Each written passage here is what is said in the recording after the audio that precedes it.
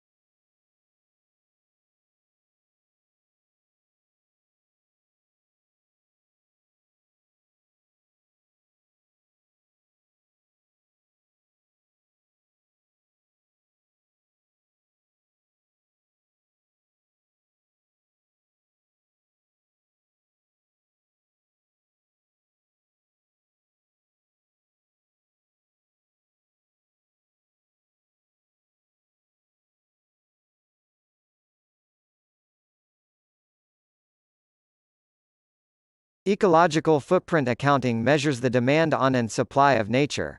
On the demand side, the ecological footprint measures the ecological assets that a given population requires to produce the natural resources it consumes, including plant-based food and fiber products, livestock and fish products, timber and other forest products, space for urban infrastructure, and to absorb its waste, especially carbon emissions.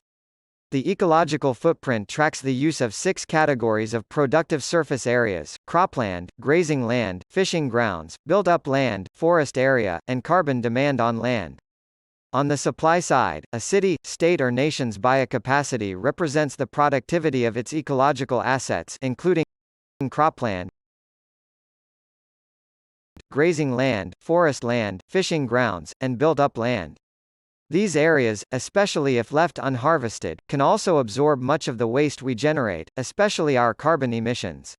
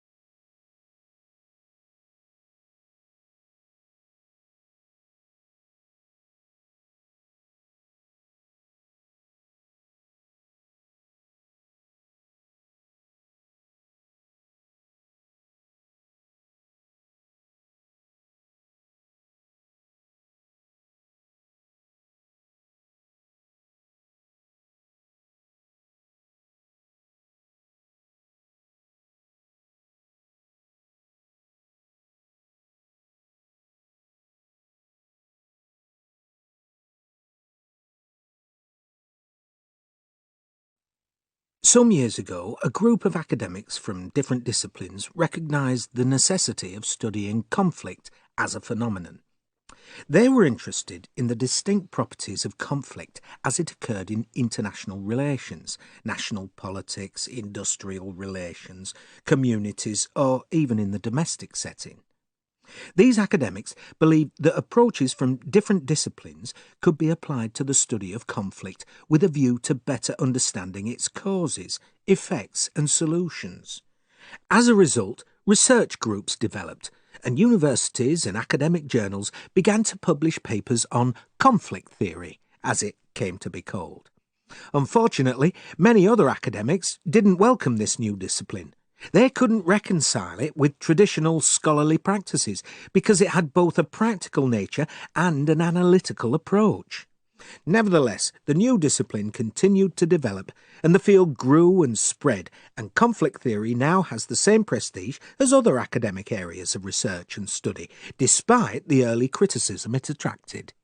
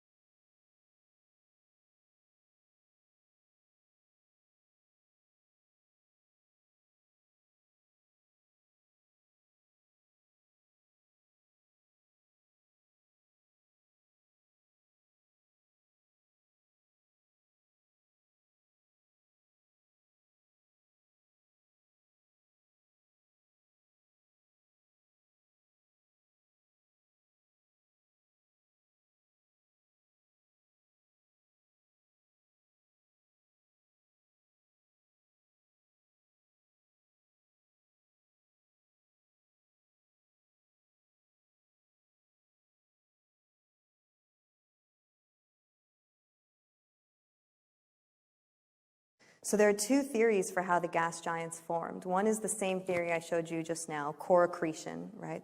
And the other is called disk instability. And one of our colleagues at DTM has done a lot of work on that. And so it's unclear exactly how they formed, but you're right, what we're trying to do, the reason we're trying to get to higher and higher pressure in the lab is because we're trying to understand more about the pressure inside the gas giants. It's thought that the gas giants also have a metallic core, but maybe a metallic core not made of iron. Hydrogen, for example, becomes metallic at a certain pressure. Okay, so it's very possible that the insides of these planets could have metallic cores, could have hydrogen cores, could have rocky portions. We're not sure, but the higher pressure we can get in the lab, the higher the pressure we can get in the lab, the closer we can get to understanding the interiors of the gas giants and the exoplanets that are so big.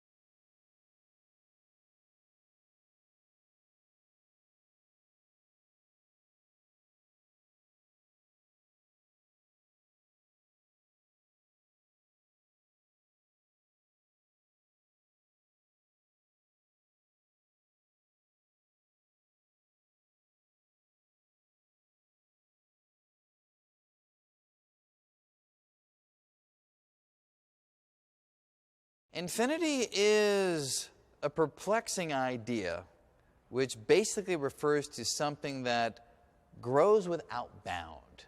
No matter what number you might assign to something, infinity will be larger than that number. We make use of infinity in a number of ways in physics. We imagine that space conceivably could go on infinitely far.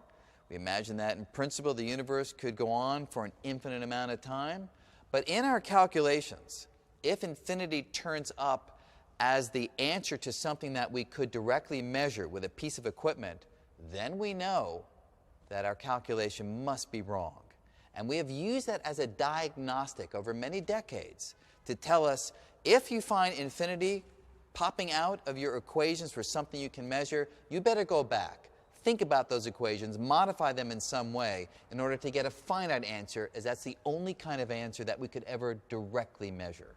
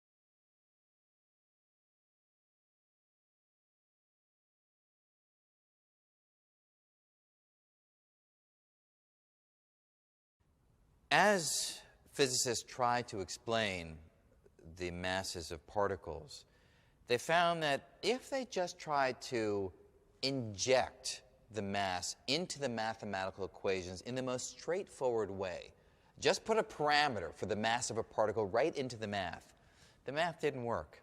It gave rise to quantum mechanically inconsistent features.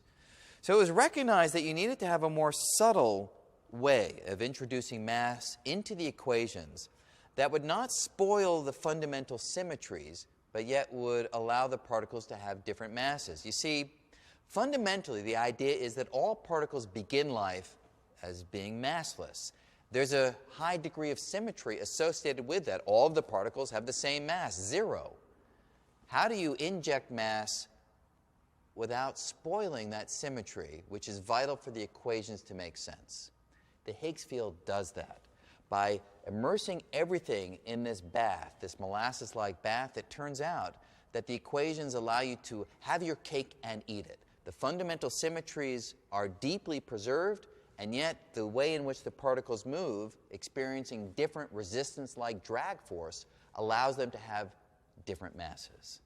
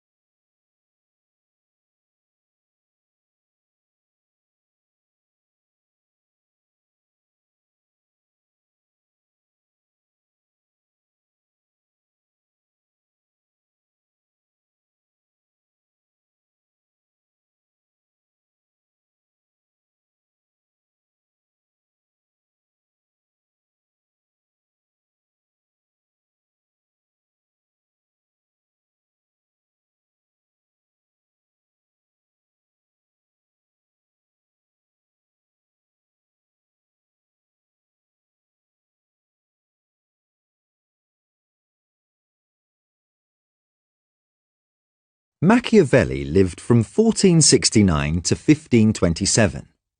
The philosopher Bertrand Russell referred to Machiavelli's most well-known book, The Prince, as a gangster's handbook. And while there's no doubt that certain people have read and used it as such, I think that if we put it into the context of when it was written, which was Italy, especially Florence, in the 15th and 16th centuries, it will be easier to judge Machiavelli's reasons for writing it. Now, the Italy of that period was made up of a number of city-states, often at war with each other. Add to that threats from foreign powers, especially France, and it was a very unstable and dangerous situation. Machiavelli loved his home city, Florence, and wanted to protect its culture, history, and above all, independence at all costs. One way to do this was to establish an army of Florentines loyal to the city-state of Florence. Much of Machiavelli's career was taken up with this issue. It must be remembered, though, that he led an active civic life, was deeply into politics, and was an ambassador for Florence. In this way, he got to meet and observe some of the key players of the time, and through this came to understand the nature of power and how to hold on to it. The Prince was an attempt to teach Florence the lessons he had learnt.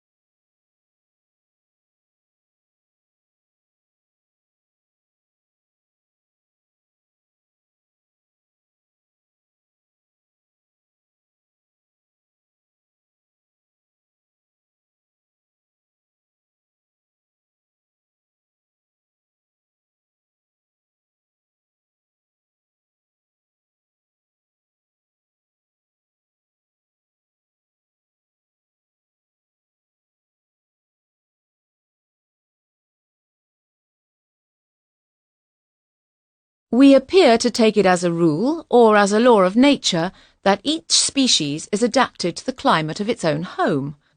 For example, species from the Arctic, or even a temperate region, could not survive in a tropical climate, nor could a tropical species last long if it found itself at the South Pole. But it is true to say there's too much emphasis placed on the degree of adaptation of species to the climates where they live. We assume that this adaptation, if all species are descended from a single form, must have taken place over millions of years. Yet a large number of plants and animals brought from different countries remain perfectly healthy in their new home. Also, there are several examples of animal species that have extended their range within historical times from warmer to cooler latitudes and the other way round. Rats and mice provide good examples. They have been transported by man to many parts of the world and now have a far wider range than any other rodent, and they can be found living in the cold climate of the Faroe Islands to the north, through the tropical zones to the Falklands in the south. It is possible to see adaptation to any climate as a quality that is part of an inborn flexibility of the physical and mental constitution of most animals.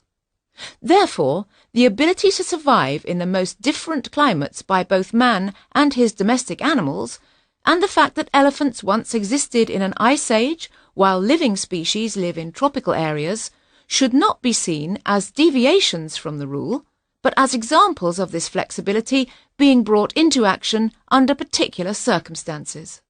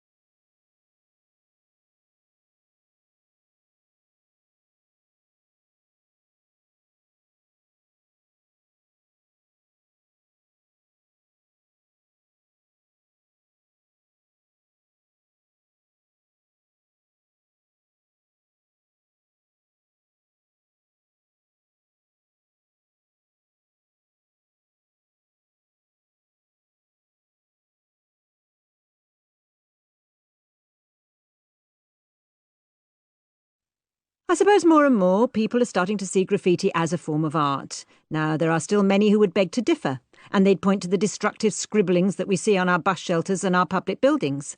These often take the form of tags, which are fancy scribble-like versions of someone's name or nickname.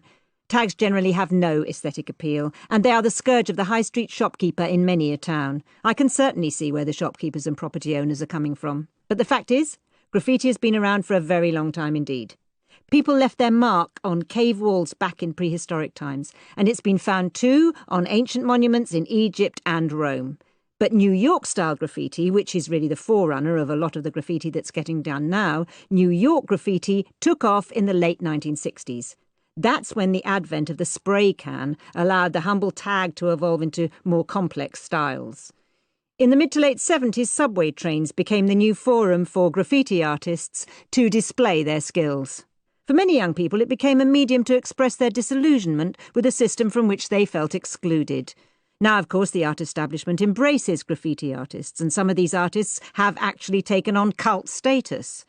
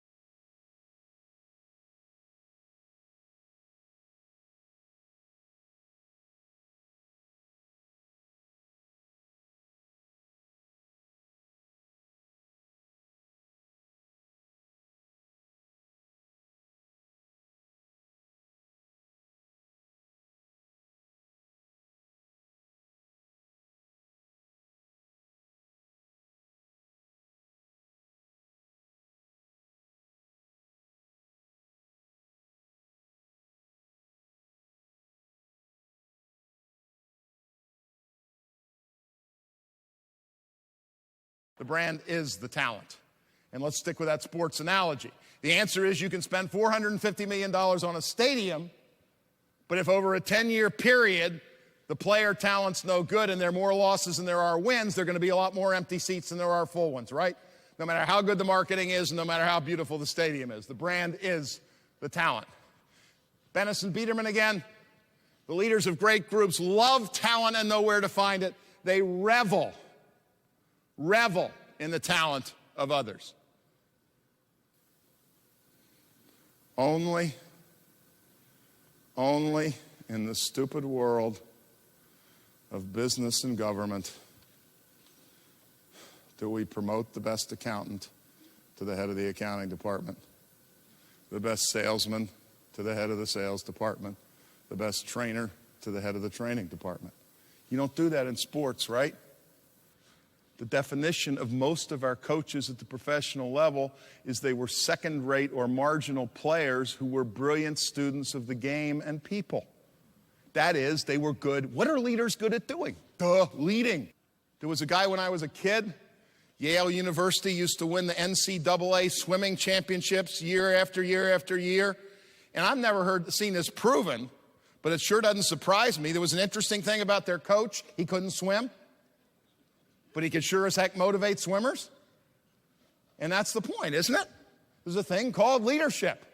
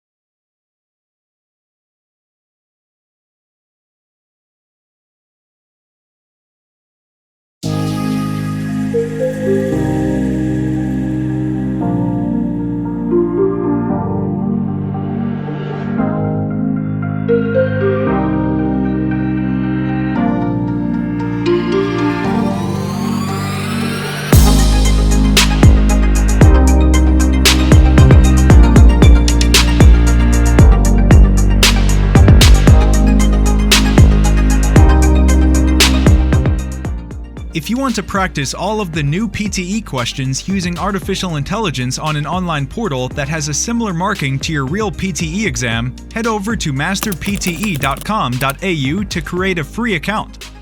Here, you can practice all 4 sections separately and receive instant feedback for all of your speaking, writing, reading, and listening. You can also view and compare your answers with others who have already succeeded in achieving a high score. Download 9090 Band's template for speaking, writing, and listening. Take mock test, receive instant result, overall feedback, and in-depth analysis which helps you pinpoint exactly where you lose points.